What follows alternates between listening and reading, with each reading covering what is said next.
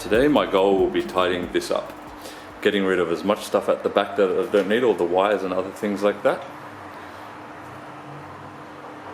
Fitting my speed hut gauges, getting rid of this because I've got an electric heater that has its own dash dials that I'll put in. Get rid of the choke and anything else I don't need. Give it a nice good clean. It's a little bit rough, but at least there's no cracks on the top, so I will at some point look at trimming it, but I really don't want to do that yet because I don't know what color anything's going to be at the moment. So surprisingly, the ute is shitty blue at the moment, so this matches. It even matches the Autech seats that I've got, the grey with that little insert. Maybe I can cover this, if nothing else, in just some of that Autech material. Other than that, I'll just leave it as it is. I'll fix it up, clean it up, and refit it back into the ute.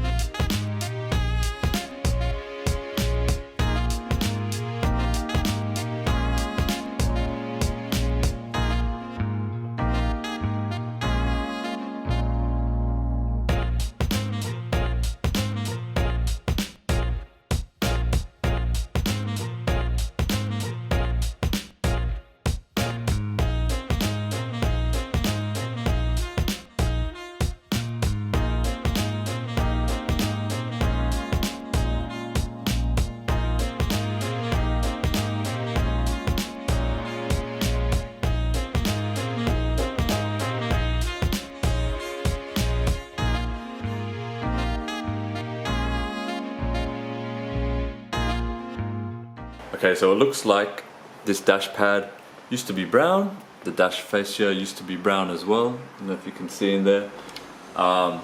This guy just masked it up as it was in the car. There's runs and everything, and just sort of sprayed it. So yeah, I'm going to do something similar, but I'll do a proper job across all of it at least. I'll just leave this. I might glue down some of these parts here.